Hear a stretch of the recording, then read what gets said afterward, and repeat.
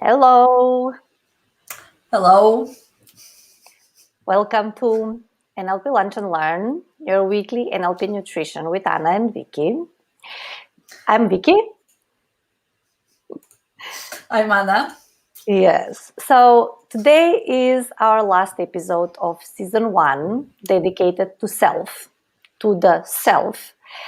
And today we're going to talk about a big subject, which is confidence.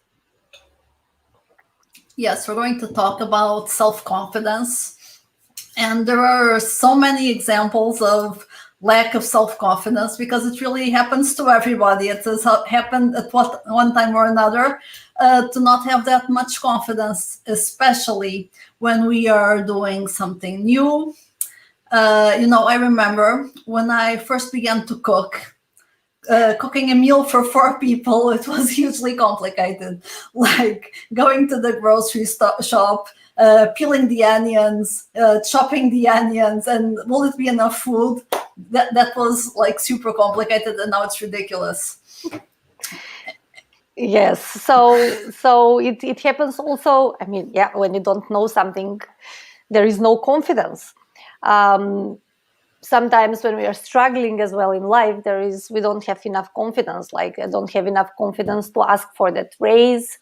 I'm not good enough usually. Here the imposter syndrome comes. So as you said, we all lack confidence at one point or another. Yeah, or like, for example, if you have to ask for a raise, or many moms when they take time out to be with their small children, then they go back to work and they lack confidence sometimes. What else? In dates, on the first date sometimes. Yeah. I feel that there, sometimes I lack confidence when I don't have the support. Yes. Or maybe I The feel that support. I don't have the support.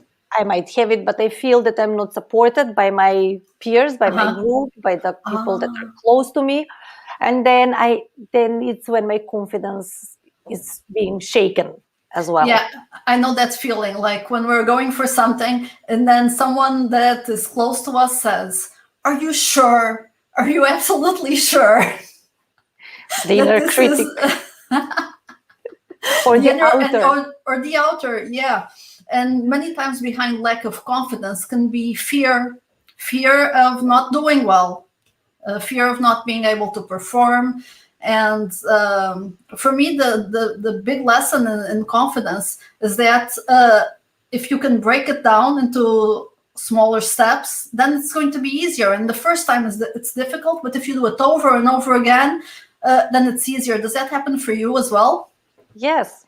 Confidence is like a muscle. The more you practice it, the more you build it, the stronger it becomes.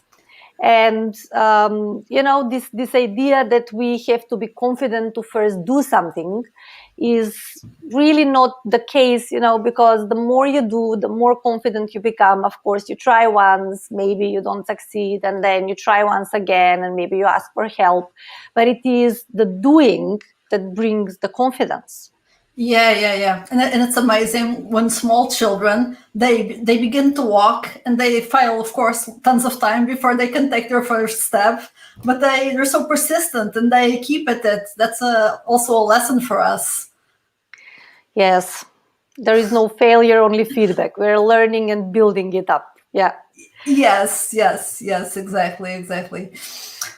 Well, so now we're going to give you some ideas of what to do when you lack this confidence, when you need more confidence. And we're going to go back to our episodes, isn't that right? Yes. So what we will do is we will recap all of the techniques we taught you in the previous episodes with the confidence. So how you can use everything with confidence, building up your confidence. So Anna, are you going to start?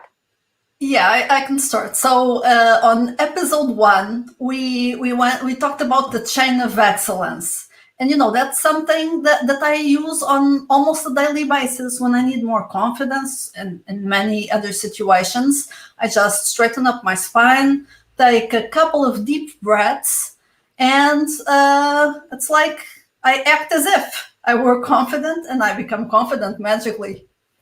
Yeah. And then on episode 2, I remember that episode.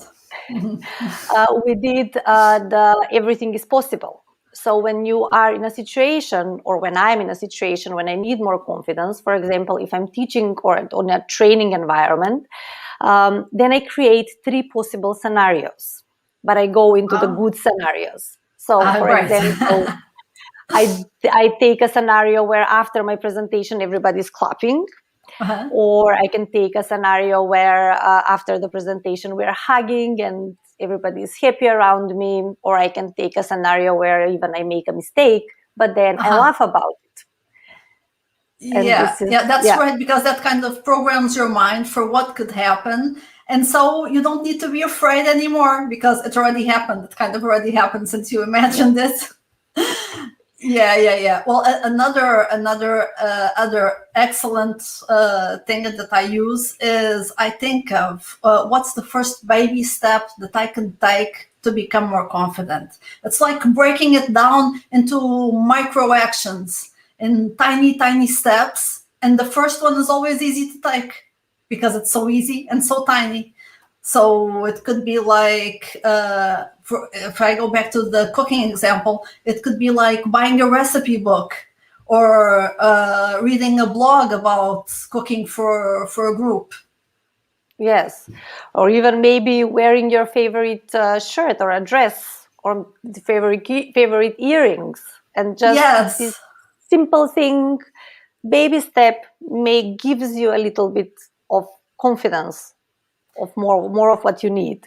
Yeah, I am remembering a friend of mine that always puts on heels to become more confident, and she says it works for her. It works. It does work. It does work. So that was in episode 3, right? Yeah, exactly. And then in episode what else? 4, in episode 4, we did the accessing the memory from the past. So for example, when I need more confidence, I go into my memory and I find a place or a context where I had confidence. It doesn't have to be in the same situation. It can even be singing in the shower. But this is where I had confidence. And just by going and associating to this memory, going back to the time and place, the feelings of confidence come into my body. And this is how I recall it. Yes. You know what? That makes me remember that many times people are confident in one area of their lives, and in another one, they're not. That's very common, isn't it? Yeah. That's so amazing. What was the next one? Well, I also like to do the Betty Erickson because it's so easy. And the wonderful thing about that one, and also the other techniques, is that you don't really need anything. You just need yourself. There's no extras. You just have to be there, and then you use it. So in the Betty Erickson, I can use it just to bring me back to the here and now, because when I'm not feeling confident, I'm either in the future making scenarios, or I'm in the past. And if I can get back to the here and now, it really helps me. And if you go back to episode 5, you can you can recap that technique, the Betty Erickson. And what else? What else can we do when we're feeling less confident? Usually, when we're feeling less confident, the inner critic comes, right? Yeah. So there is the voice that says you're not well prepared, you're not good enough, you could have done better, you could have maybe slept more, you could have read a little bit more from your notes, you could have done this presentation better, or whatever. So what I like to do is to make this inner critic into an inner cheerleader. So it goes like, you go for it, go, you're the best, you can do this. So you play with the voice. You use it. You hear that voice. You acknowledge it. You have this self-awareness that you're having this inner critic, and then you turn it into an inner cheerleader. And what else could you do with the voice? Can you do different things? You can do many things with it, and if we presented it in episode 6. Yes, in episode 6. So if you want to go back to episode 6, you can watch this technique there as well. Yeah, exactly. So it's great just to play with the voice and have fun with it. And then there are also 2 questions that you can ask yourself.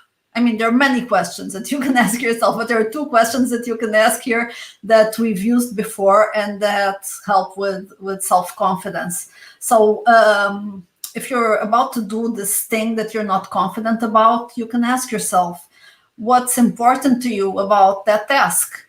Is it even important? Because you might even answer it's not important. Then why do it? Right? So usually it's important, right? So you ask yourself, what's important to you about this? And that will give you an answer. And then you can ask yourself, what will doing this thing that you're not confident about give you? What will it give you? And then you get the reward. You're like, so if I do it, if I can go through this, then I'll get this reward. Yes. And that was last episode. Yes, that was episode 7. So what we did today is we recapped all the techniques that we taught you in the previous episode so that you can see that these techniques or exercises, you can use them in wide variety of contexts and resources that you need. So they're not applicable only for anxiety or only for the inner critic or only for overthinking, but you can use them in very different areas in your life. Exactly. It's amazing the applicability of these techniques. You can really use them in many different scenarios.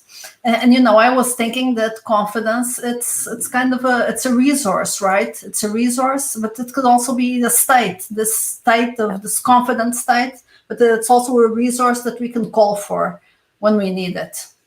Yes. And what's also interesting, what Anna said before, is that you don't need anything. You just need this knowledge. And this is in a way self-coaching yourself. Yeah. So once you learn these techniques, and there are of course many more techniques to self-coach yourself, and this is our course that we're doing next week. So if you want to become your coach, your best advisor, you can join our course and coach yourself to success, we call it. I'm putting it up in the comments right now. Exactly, just coach yourself to success. They say that this is one of the most important skills that you can learn, and I have to agree with that because it will serve you and it will affect every area of your life, from family to work to friends, relationships. Yes. Every area. And we're having a webinar. We're having a webinar next Monday at 5:30 p.m. Lisbon time, 6:30 p.m. Central Europe time, Vienna, Berlin, what else? And Skopje. Of course, yes. And we want to invite you to this webinar. So we'll also post the link. You just need to register. And when you receive the confirmation, just make sure that it ends up in your mailbox, that it didn't go to the junk email. Yes. So what we want to show you, and our intention was with this season 1 focused about the self, was that you have all the resources within you. Yes. You just need to tap into them by learning some nice techniques, and then something will change. Exactly. So stay tuned for season 2, which is going to be about, we're going to expand. So we were concentrated inside, and now we're expanding. Now that we built up ourselves, now we can go and interact with others. And it's about the self and others, and interacting with the world, with the universe.